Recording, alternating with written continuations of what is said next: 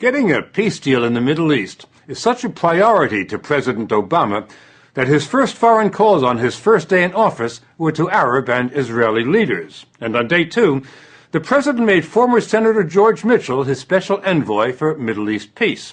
Mr. Obama wants to shore up the ceasefire in Gaza, but a lasting peace really depends on the West Bank, where Palestinians had hoped to create their state. The problem is, even before Israel invaded Gaza, a growing number of Israelis and Palestinians had concluded that peace between them was no longer possible, that history had passed it by. For peace to have a chance, Israel would have to withdraw from the West Bank, which would then become the Palestinian state. It's known as the two-state solution. But while negotiations have been going on for 15 years, hundreds of thousands of Jewish settlers have moved in to occupy the West Bank.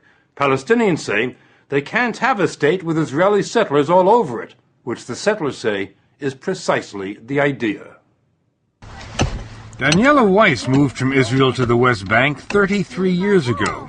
She's been the mayor of a large settlement. I think that settlements prevent the establishment of a Palestinian state in the land of Israel. This is the goal and this is the reality. Though settlers and Palestinians don't agree on anything, most do agree now that a peace deal has been overtaken by events. Dr. Mustafa Barghouti is a former candidate for Palestinian president. While my heart still wants to believe that the two-state solution is possible, my brain keeps telling me the opposite because of what I see in terms of the building of settlements. So in a way, these settlers are destroying the potential peace for both people that would have been created if we had two-state solution. And he told us Israel's invasion of Gaza, all the death and destruction, convinces him that Israel does not want a two-state solution.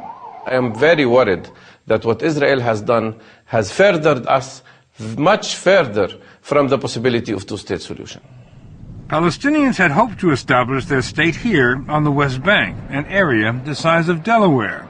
But Israelis have sliced it up with scores of settlements and hundreds of miles of new highways that only settlers can use. Palestinians have to drive or ride on the older roads. When they want to travel from one town to another, they have to submit to humiliating delays at checkpoints and roadblocks. There are more than 600 of them on the West Bank. Why do the Israelis have so many checkpoints? I think the main goal is to fragment the West Bank.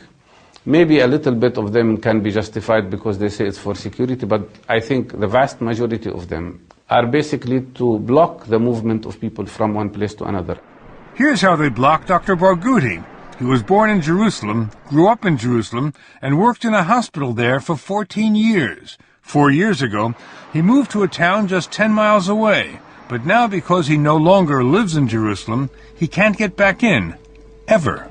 Now, 1 minute. You cannot go to Jerusalem? At all. Can't you get a permit to go? I asked for a permit to go to Jerusalem during the last 2 years, about 16 times. And 16 times they were rejected. Like most Palestinians, I don't have a permit to go to the city I was born in, to the city I used to work in, to the city where my sister lives. Here's what he's up against. Scores of Israeli settlements dominating the lowlands like crusader fortresses. Many are little cities, and none of them existed 40 years ago.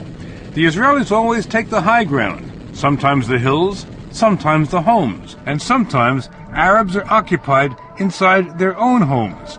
This house, for example, the highest house on the highest hill overlooking the town of Nablus.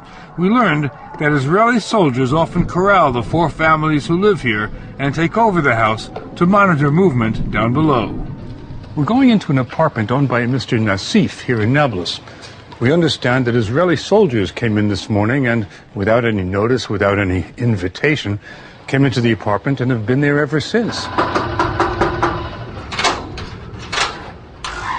We cannot speak with you. There is the soldiers.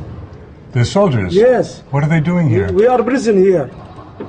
What's happening? They are keeping here, and the soldiers upstairs.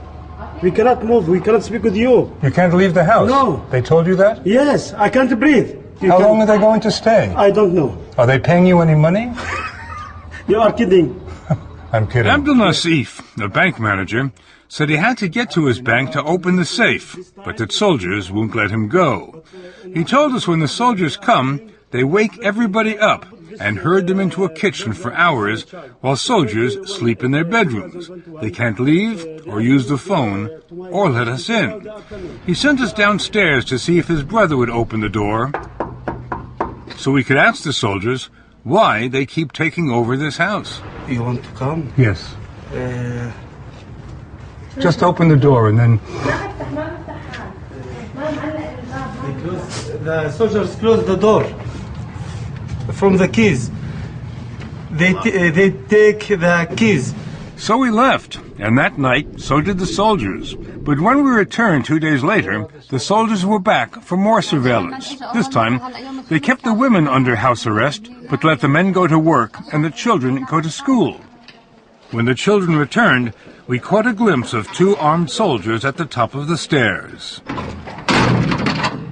Then more children came home, but the soldiers wouldn't open the door again. They say if you don't go back behind the wall, the children will not enter the house. But this is where the children live. Yeah, but you need to go away from the door so I can let the children come in, okay? Who are you? He's a commander here. He's the commander here. Yeah.